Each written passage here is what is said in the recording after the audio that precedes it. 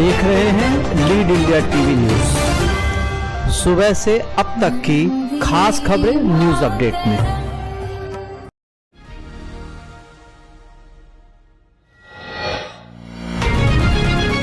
नमस्कार दोस्तों, मैं लीड इंडिया टीवी न्यूज से सुरेंद्र श्रीवास्तव।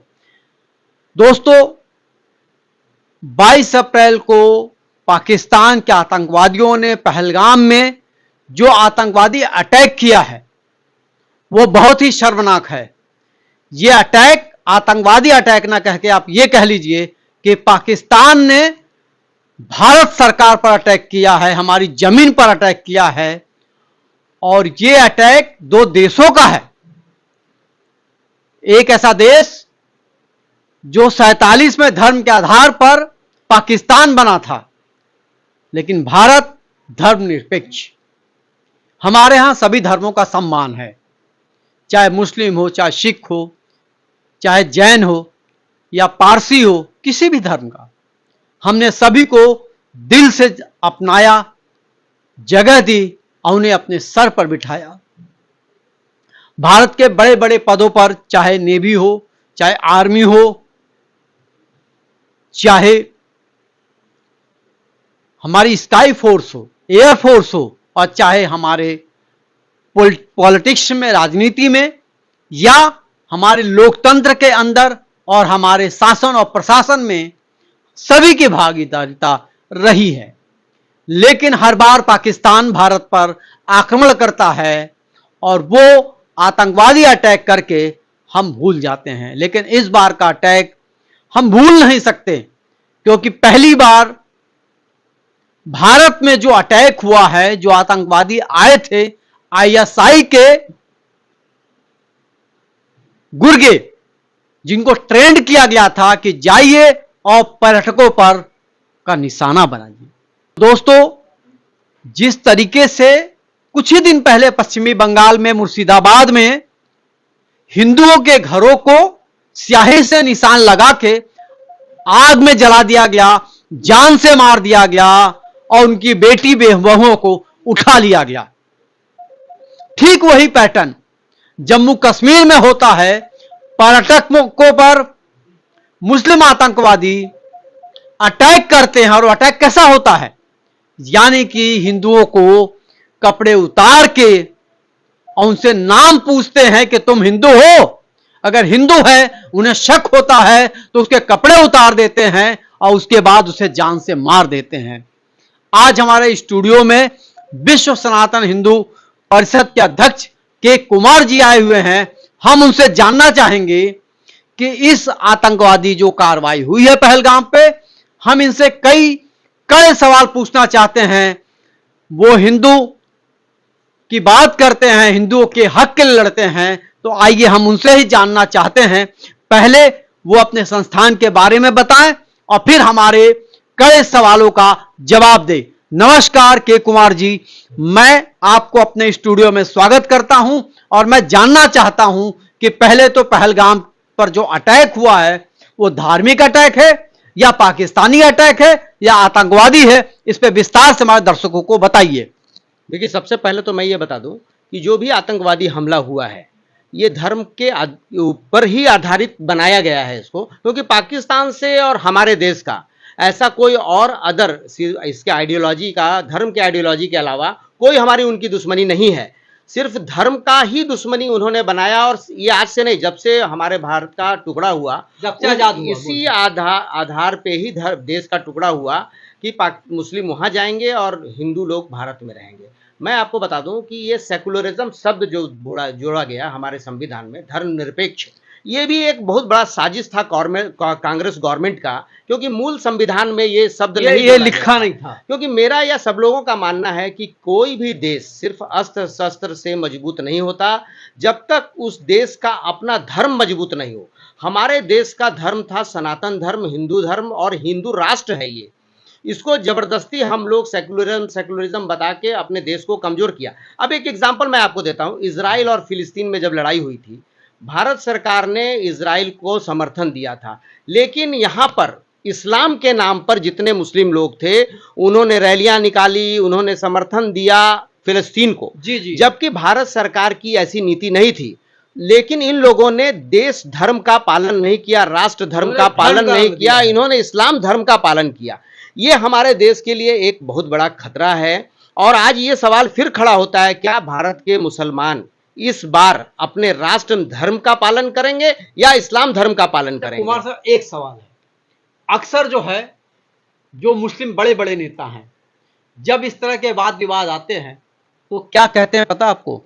वो कहते हैं कि हम 47 में इस देश पर विश्वास करते थे तो हम रुक गए, नहीं तो हम चले जाते। तो ये सच्चाई क्या है? ये एक बड़ा अहम सवाल होता है। देखिए पहले तो ये बात है कि ये इस देश के मूल हैं ही नहीं, आइदर ये कन्वर्टेड हैं, आइदर ये विदेशी हैं। अब इनके वजूद पर भी सवाल, इनको भरोसा करना ना करने का सवाल ही नहीं पैदा होता था। ये तो जबरदस्ती हम लोगों के कंधे पे पड़ गए थे, जबरदस्ती हमारे देश में टुकड़ा भी जबरदस्ती हुआ हमारे देश का, और जबरदस्ती ये रुक भी गए। बाबा साहब अंबेडकर ने अपने बुक में लिखा है कि भारत की जब बंटवारा हुई थी तो एक भी मुसलमान अगर भारत में रहता है तो ये भारत के लिए खतरा है। हाँ, उन्होंने लिखा था, ऐसे बहुत लोगों ने भी बोला था। लेकिन ये सच बात है कि दो तरह के धार्मिक आइडियोलॉजी, ये ऐसा एक केमिकल कंपोजिशंस है कि दोनों को एक साथ कभी रखा ही नहीं जा सकता।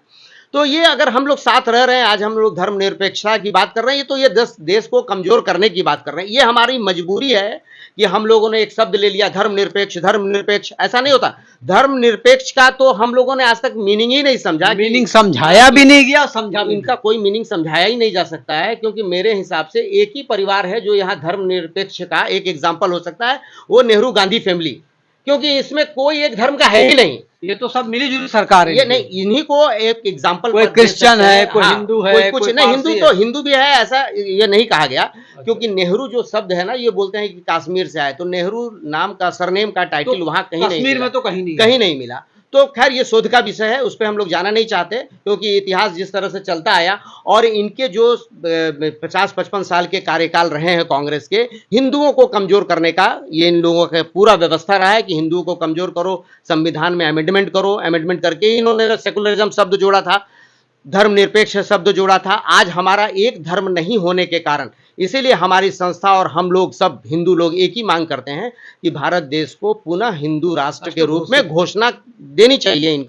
इनको हमारा संविधान भी धर्म आधारित होना चाहिए, क्योंकि हमारा सनातन धर्म एक ऐसा धर्म है जिसमें हम लोग ने जमीन के एक एक कण से लेकर आकाश तक को भगवान समझा है। हम लोग इतने विराद हृदय वाले हैं कि हम लोग, जैसे अब सऊदी अरबिया में हिंदू भी रहते हैं, दूसरे ईसाई भी रहते हैं, उनको कोई तकलीफ नहीं होती। तो भारत अगर हिंदू राष्ट्र हो जाता है, यहाँ पर अगर मुसलमान ईसाई अगर रहते हैं तो उनको किस बात का तकलीफ है? अगर हम लंदन में जाकर के हिंदू सुखी रहते हैं, तो क्या वो भारत में रह करके, हिंदू राष्ट्र में रह के ईसाई सुरक्षित नहीं रह सकते? तो यहाँ जो है, जैसे कांग्रेस है, जैसे समाजवादी पार्टी है, राष्ट्रीय जनता दल है, बीजेपी को छोड़ के तकरीबन जितनी विपक्ष की पार्टियां हैं वो तो हिंदू राष्ट्र बनाना ही नहीं चाहती हैं। नहीं, देखिए क्या है, हम लोगों के लिए इस्लामिक और मुसलमान कोई समस्या नहीं है, क्रिश्चियन कोई समस्या नहीं है। इतिहास गवाह है कि हम लोग के खुद के अंदर जितने गद्दार हुए हैं, हमको अपने ही गद्दारों से लड़ना एक बहुत बड़ा समस्या है। चाहे वो किसी भी पार्टी के रूप में हो, जिनकी आइडियोलॉजी हो। सिर्फ एक ही आइडियोलॉजी है कि जब भारत बढ़ गया था तो इनको अगर हमारे यहाँ रहना था तो ये सेकंड बी ग्रेड सिटीजनशिप उनको होनी चाहिए थी। इनको सारे अधिकार सामान्य रूप से नहीं मिलना चाहिए। तो चूंकि हमने इसी आधार पे तो अपने देश का बंटवारा किया था, देश तो इसी आधार 100 करोड़ रुपया भी दिया था उस समय, हमने देश भी दिया और 100 करोड़ रुपया भी दिया कि हम लोग शांति से रह सकें, एक हिंदू राष्ट्र के रूप में हम लोग रहें। हमारी उस समय की परिकल्पना यही थी। लेकिन उस समय के जो लोग बैठे हुए थे, ये 4 लोग, जिन्ना, महात्मा गांधी, जवाहरलाल नेहरू और हमारे बाबा साहब अम्बेडकर, इन लोगों ने पता नहीं ये क्या किया शोध, जबकि बाबा साहब अम्बेडकर तो इसके लिए कभी भी विरोध में थे, इसके विरोध में थे। पता नहीं इन पे, और इन्होंने, बाबा साहब अम्बेडकर ने ही एक बात कही थी संसद में कि मेरा बस चले तो मैं वो पहला आदमी होऊंगा जो इस संविधान को जला दूंगा, इस संविधान से कभी किसी का भला नहीं होगा। और उनकी बात आज सत्य नजर आ रही है, क्योंकि उनके ऊपर दबाव में डाल के इस तरह का संविधान बनवाया गया था। आज ये सवाल उठता है हम लोगों के लिए कि जो पुलवामा में मारा गया, धर्म पूछ करके मारा गया, अभी ये लड़ाई धर्म आधारित लड़ाई हो गई। अगर धर्म आधारित लड़ाई हो गई तो ये सबसे खतरे की बात है कि दुनिया में दूसरे नंबर का अगर कोई धर्म होता है सबसे ज्यादा, तो वो है इस्लाम। तो क्या ये इस्लाम वर्सेस हिंदू हो गया? लगता तो ऐसे ही नहीं, है। एक छोटे से कंट्री, देखिए एक छोटा सा कंट्री है पाकिस्तान, जिसको इस्लामिक कंट्री, जो रियल इस्लाम मानते हैं, उन कंट्रियों ने इसको आतंकवादी देश का रूप दिया है। चाहे सऊदी और अरबिया बाइकआउट हो, भी कर दिया है। कतर हो, ये सब लोगों ने इनको बाइकाट किया है, क्योंकि उनका मानना है कि ये एक्चुअल धर्म नहीं निभा रहे हैं, ये धर्म के आड़ में ये आतंकवाद निभा रहे हैं। देखिए भारत के भी इस्लाम को बदनाम कर रहे हैं। इस्लाम को बदनाम कर रहे हैं, और इन्होंने क्या किया, पूरे इस्लामिक लोगों का, पूरे दुनिया में जितने इस्लामिक लोग हैं उनका सिंपैथी जीतने के लिए ये इस्लाम वर्सेस हिंदू की लड़ाई लड़ रहे हैं, जबकि इनको, पाकिस्तान को इस वक्त भारत से लड़ने में किसी भी इस्लामिक देश का सहयोग नहीं मिलेगा, साथ नहीं मिलेगा। और हमारा तो अपना, हम हिंदुओं को रिप्रेजेंट कर रहे हैं, हिंदुओं का आवाज़ है, हमें भी एक हिंदू हैं, हम लोगों का यही मानना है कि इस बार तो भारत को किसी भी तरीके से पाकिस्तान से लड़ाई लड़नी ही चाहिए। अगर लड़ाई नहीं हुई तो ऐसा मैसेज जाएगा कि शायद हम लोग कमजोर मानसिकता के लोग हैं। और दूसरी बात क्या है कि हमें बड़ी लड़ाई लड़ने के लिए छोटी छोटी लड़ाइयों का अनुभव हासिल करना चाहिए। और आज 70 साल से आज़ादी हुए, हमारे यहाँ बहुत सारे हथियार जंग लग रहे हैं, बेकार हो रहे हैं, तो उनको अगर हमको गार्बेज सेंटर में डालना है, प्लेस में डालना है, तो पाकिस्तान जैसा जगह नहीं मिलेगा दूसरा। और हमारे यहाँ जो पुराने हथियार हैं उसी से पाकिस्तान का समूल नष्ट किया जा सकता है, उनको नक्शे से हटाया जा सकता है। पाकिस्तान में अभी बहुत सारी अपनी खुद के घरेलू, कुमार साहब, जी। मेरे मेरे जो है कुछ सवाल हैं। जी जैसे बांग्लादेश में अभी गृह युद्ध हुआ तो हिंदुओं पर बहुत बड़ा अत्याचार हुआ, मारा गया। तो देखिए, इसलिए मैं बता रहा हूँ, थोड़ा इस पर प्रकाश डालिएगा। इसके बाद फिर पश्चिम बंगाल में मुर्शिदाबाद में हिंदुओं को 2000 हिंदू मुस्लिम लोगों के बीच में 200 हिंदू परिवार था और उनके घरों पर चिन्हित किया गया, फिर अटैक किया गया, मारा गया। और फिर उसके बाद कुछ महीनों बाद पहलगाम में हो जाता है। तो क्या ऐसा नहीं लग रहा है कि कोई ऐसा आतंकवादी एक्सेस, ऐसा नेटवर्क काम कर रहा है, एक ही पैटर्न पे भारत के चारों तरफ काम कर रहा है? नहीं, देखिए ये इस्लामिक आइडियोलॉजी काम कर रहा है, जिसको आतंकवाद का रूप दिया गया है ताकि वो बच सके इससे। और भारत में हो, पाकिस्तान में हो, हमारे देश के अंदर हो, यूपी में हो, बंगाल में हो, उनके रिप्रेजेंटेटिव हमारे यहाँ हिंदू के रूप में भी बैठे हुए हैं, चाहे वो बंगाल की गवर्नमेंट ले लीजिए या कहीं की ले लीजिए। हाँ, जिन्होंने सिर्फ और सिर्फ वोट के लिए इनको अपने सर पे चढ़ाए हुए हैं।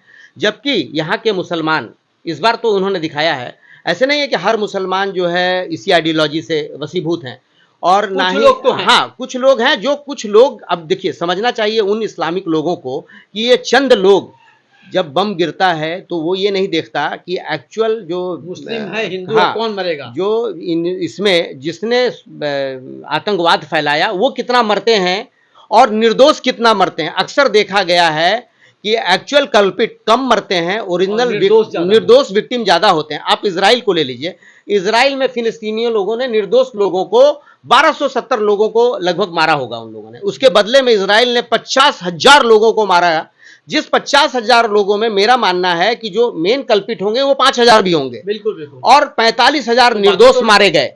इसी तरह गए। से भारत और पाकिस्तान में जब लड़ाई होगी तो जो इसके इस आतंकवाद के आड़ में छुपे हुए हैं वो कम मारे जाएंगे निर्दोष नागरिक, चाहे वो इस्लाम के रूप में हो, चाहे वो हिंदू के रूप में हो, चाहे पाकिस्तानी के रूप में हो, चाहे हिंदुस्तानी के रूप में। हमारा मानना है कि भारत में रहने वाला हर भारतीय, चाहे वो किसी भी धर्म का हो, वो है हिंदुस्तानी। आज इस वक्त में जब आज हम लोगों की ये स्थिति आ गई कि आज हम लोगों को पाकिस्तान से लड़ना पड़ रहा है, ये हमारी जबरदस्ती का मजबूरी खड़ा किया जा रहा है कि पाकिस्तान से आज लड़ने का। और सबसे बड़ी बात है कि पाकिस्तान अगर अपने आप को शेर दिल बोलता है, इस्लाम में ऐसा बोला जाता है कि कभी निर्दोषों पे हमला नहीं करो, अगर सचमुच वो इस्लामिक आइडियोलॉजी को फॉलो करते हैं तो फिर हमला नहीं, फिर वो इस तरह का कायराना हरकत क्यों करते हैं? अगर सच में मर्द की औलाद है, वो सच में मर्द की औलाद हैं, तो सामने से चैलेंज देके लड़े भारत में। भारत 24 आवर 365 डेज बैठा हुआ है कि कब उनसे लड़ाई का हमको मौका मिले। लेकिन हम लोगों ने एक ही सिद्धांत रखी है, हम सनातनी हिंदू यही ऑलवेज सिद्धांत बनाया हुआ है अपने, जिसमें हम लोगों को लोगों ने कमजोर समझ लिया, हमारे विनम्रता को लोगों ने कायरता का रूप दे दिया कि पहला वार हम नहीं करेंगे। हम लोगों की आइडियोलॉजी है कि पहले हम लोग कभी वार नहीं करते, और हम लोग कभी भी निहत्थे पे वार नहीं करते, बिना मतलब की लड़ाई नहीं लड़ते। अगर हम आपके चैनल के माध्यम से पाकिस्तानियों को और पाकिस्तान को भी ये खबर भेजना चाहेंगे, क्योंकि हमारा चैनल पाकिस्तान में भी बहुत लोग देखते हैं, तो अगर सचमुच मर्द की औलाद है तो सामने से लड़ो, निर्दोषों को गोली मारना ये कौन सी बड़ी बात है। आज हमने भी 150 आतंकवादी अंदर भेज देंगे, तुम्हारे यहां मार देंगे निर्दोष को, लेकिन हम लोगों ने आतंकवाद को कभी समर्थन नहीं दिया, आतंकवाद का हमने हरदम विरोध किया। ये अपने देश के लिए कोई बहुत बड़ी चीज नहीं। हम 130 करोड़ हिंदुओं का देश है, अगर 130 करोड़ हिंदू एक एक हाथ में पत्थर लेके भी फेंके ना तो पूरा पाकिस्तान पहाड़ बन जाएगा, खत्म हो जाएगा। तो ये उनका पागलपन है, वो आके लड़ रहे हैं। शेर के पूंछ पे उन्होंने पांव रखने का काम किया है, इस जुर्रत की सजा उनको मिलेगी। मेरा तो ये मानना है कि 26 आदमी के बदले भारत सरकार को और हम लोगों को 26,000 लोगों को मारना चाहिए। जब तक 26,000 आदमी नहीं मरेंगे हम लोगों के कलेजे में शांति नहीं मिलेगी, उन मरने वाले जो मृतक हैं उनकी आत्मा को शांति नहीं मिलेगी। सच्ची श्रद्धांजलि तभी होगी जब हम 26 के बदले 26,000 पाकिस्तानियों को मारें। दोषी निर्दोषी कोई भी हो, उनको पाकिस्तानियों को मारना चाहिए, क्योंकि उन्होंने अगर इस लड़ाई को धर्म के आधार पर बनाया है तो बाकी इस्लामिक कंट्री को भी इसका विरोध करना चाहिए कि ये इस्लाम धर्म का लड़ाई नहीं है। ये पाकिस्तान की अपनी सोच है, अपनी गंदी सोच है कि पाकिस्तान अपने कंट्री में अपने लोगों के लिए कुछ नहीं कर पा रहा है तो वो भारत को सता रहा है, अफगानिस्तान को सता रहा है, बलूचिस्तान को सता रहा है। अभी भारत सरकार को चाहिए कि दिल खोल के बलूचिस्तानों को मदद करें ताकि वो पाकिस्तान को तोड़ने में हमारा साथ दें, अफगानियों को मदद करें ताकि अफगानिस्तान को भी इन्होंने सताया पाकिस्तानियों ने, जो 50-50 साल से अफगानी बेचारे पाकिस्तान में रह रहे थे, जो उनका भी मुल्क था, उन्होंने उस देश से बाहर निकाला और आतंकवाद के नाम पर अफगानिस्तान में घुस के इन्होंने बमबारी की, अपनी ताकत दिखाई। इनके इस झूठे ताकत को अफगानी भाई, हमारे बलूचिस्तानी जो भाई हैं, उन सबों को आज भारत का समर्थन मिलना चाहिए। हम हिंदुओं का दिल से समर्थन है कि कश्मीर को तोड़ो, कश्मीर को खत्म कर दो, इसका समूल नष्ट करो, क्योंकि ऐसी गंदी देश है, ये ऐसी गंदी देश है कि ना ये खुद चैन से रहता है ना दूसरे को चैन से रहना देता है। और एक मेरा भी देखा गया है कि जहां जहां जिस जिस कंट्री से लैंड टेरिटरी कंट्री की मिलती है और वहां इस्लामिक लोग अगर रहते हैं तो वो देश हरदम तकलीफ में रहता है। इजराइल भी इसी तरह का एक विक्टिम देश है, जो इनका लैंड टेरिटरी था, वो इस्लामिक लोग थे, ये इस्लामिक के अपोजिट थे ये लोग, तो उनको इसकी खामियां भुगतनी पड़ी। लेकिन इजराइल से हमको शिक्षा मिलती है और हम इजराइल का समर्थन करते हैं कि इजराइल ने जो सबक सिखाया है, नॉन स्टॉपेज वार, मारते रह रहे हैं, जब तक उनका अंतिम व्यक्ति उनके हाथ से बाहर नहीं आएगा तब तक वो मारते रहेंगे। वो कभी नहीं पूछते कि तुम दोषी थे कि निर्दोष थे। जिस तरह से आज वो 5-10 आतंकवादी आके हम लोगों से पूछा कि तुम्हारा धर्म क्या है और धर्म पूछ के उन्होंने गोली मारी है, इसी तरह का कार्रवाई हमारा बम भी करेगा, हमारा मिसाइल भी करेगा। वो ये नहीं देखेगा कि कौन दोषी है और कौन निर्दोषी है। इसीलिए 26,000 क्या 26 करोड़ भी पूरे पाकिस्तान को भी मार देना पड़े तो हमको लगता है कि ये कम होगा इस 26 के बदले। अच्छा कुमार साहब, अभी जैसे एक बड़ा न्यूज़ सोशल मीडिया पे चल रहा है, एक छोटा सा बच्चा है जिसके पिताजी को सामने गोली से मार दिया गया। उसने सच्चाई बयां की कि आतंकवादियों ने पहले पूछा कि तुम कौन हो, बोला हिंदू हैं, तो मार दिया गया, कुछ के कपड़े देखे गए। लेकिन सोशल मीडिया में कुछ ऐसे लोग पैदा हो गए हैं जो उस बच्चे की चश्मदीद गवाह जो है, जो भी हिंदू मारे गए उनके परिजन जो जिंदा हैं, जो चश्मदीद गवाह हैं, वो साफ साफ कह रहे हैं कि हमारे साथ पूछा गया, आप हिंदू और हमें जान से मारा गया। और कुछ मीडिया के कुछ सोशल के लोग हैं वो ये साबित कर रहे हैं कि ये मोदी गोदी मीडिया है और ये झूठ परोस रहा है। इसमें रवीश कुमार भी हैं, देखिए नेहा राठौड़ भी हैं। बराबर, आपने सच कहा। ये सब एक भड़वे लोगों की जमात है, छक्के लोगों की जमात है और ये अंदर से पाकिस्तानी हैं, अंदर से उनके साथी हैं। इसलिए इन्होंने बार बार सवाल खड़ा किया। हमारे सर्जिकल स्ट्राइक पर भी इन लोगों ने ही सवाल खड़ा किया था। आज जो हम लोगों ने पानी बंद किया उस पर भी ये सवाल खड़ा कर रहे हैं। ने सवाल किया है। जी हाँ, ये सब लोग उसी आइडियोलॉजी से हैं। इनको वोट चाहिए, इनका वोट चाहिए, इनको देश नहीं चाहिए। अभी एक जो है हिंदू गुरु हैं, अपने आप को शंकराचार्य सरस्वती कुछ आगे नाम नहीं नहीं मुझे नहीं पता नहीं है। मेरा ऐसा उन्होंने पानी ऐसा पर कहा कि भारत सरकार कैसे रोक सकती है पानी। देखिए उनके पास सुविधा ही नहीं है, ऐसे इंफ्रा नहीं है। ऐसे लोगों को शंकराचार्य बोल के हम अपनी जुबान को खराब कर रहे हैं।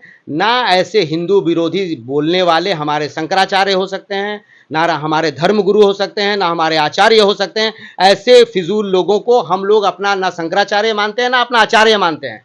हिंदू धर्म के खिलाफ बोलने वाले सिर्फ और सिर्फ आतंकवादियों के भाई बंधु ही हो सकते हैं।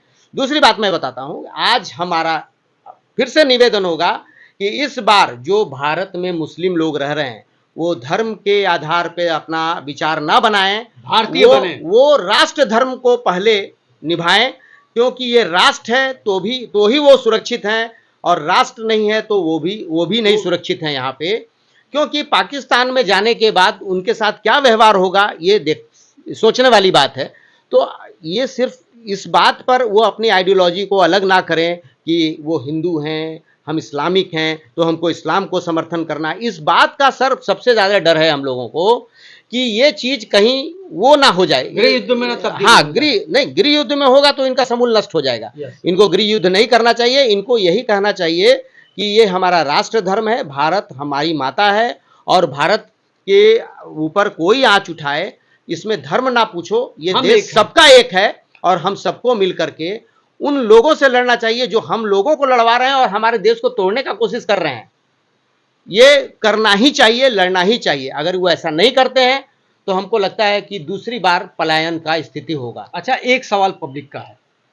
पब्लिक कह रही है कि जम्मू कश्मीर में सरकार की इंटेलिजेंस ब्यूरो फेलियर रही, और जिस पहलगाम पे जहां पर ये घटना घटी है वहां पर कोई पुलिस नहीं थी, और पुलिस और आर्मी को आने में 1.5 घंटे लगे। नहीं, ये मानना एकदम गलत है। कोई इंटेलिजेंस फेल्योर नहीं है। देखिए, सबसे पहली बात है, हम आप यहाँ बैठे हैं, हम दोनों एक दूसरे को गोली मार दें और कहें कि बॉम्बे जैसे शहर में इंटेलिजेंस फेल्योर है, यहाँ पुलिस नहीं है। हर आदमी के पीछे पुलिस तो बैठती नहीं है। बहुत रिमोट एरिया है, जंगल झाड़ है, आतंकवादी ट्रेंड रहते हैं, ट्रेंड होके वो लोग रेकी करते हैं और उनको रेकी में लोकल लोग मदद करते हैं। लोकल लोग बताते हैं कि इस एरिया में अभी आदमी घुस रहे हैं, यहाँ कोई सुरक्षा एजेंसी के आदमी लोग नहीं है, आप इधर आओ और गोली मारो। तो जहां पर घर का भेदी ही दुश्मन हो जाए वहां पे इस तरह के आतंकवादियों के लिए इजी एक्सेस है। 26/11 में भी हमारे ही देश के कुछ लोग थे जिन्होंने रेकी की, जिन्होंने पता बताया, जिन्होंने आतंकवाद में, जिन्होंने गोली चलाने में मदद की। ये दुर्भाग्य है हमारा कि आज तक हम उनको नहीं पकड़ सके। यही है हमारी कमजोरी। इसीलिए इसको इंटेलिजेंस फेल्योर नहीं बता सकते। जब घर में ही गद्दार हों तो इंटेलिजेंस फेल्योर का बहाना है सिर्फ, और उनके ऊपर वो हमारी भारतीय एजेंसी, इंटेलिजेंस एजेंसी, सुरक्षा एजेंसी बहुत अच्छा काम कर रही है और बहुत जोरदार तरीके से काम कर रही है। उन्हीं लोगों के बलबूते पे आज यहाँ हम लोग 56 इंच का सीना तान के घूम रहे हैं, अपनी आवाज बुलंद अपनी आवाज बुलंद कर रहे हैं। अगर वो ना होते तो वैसे लोग जो 15 मिनट सिर्फ पुलिस को बंद करने की, हटाने की बात करते हैं, धमकी देते हैं, वो हम पर हावी हो जाते। आज उनको ये बताना है कि अब देखना है कि तुम्हारे मुंह से क्या निकलता है। तुम उनको अपना भाई मानते हो या तुम उनको दुश्मन मानते हो जिन्होंने धर्म के आधार पर गोली चलाया था। आज हमें उनका भी चेहरा देखना है कि अब वो क्या बोलते हैं। कुमार साहब, अभी मेरे आखिरी 2 सवाल हैं।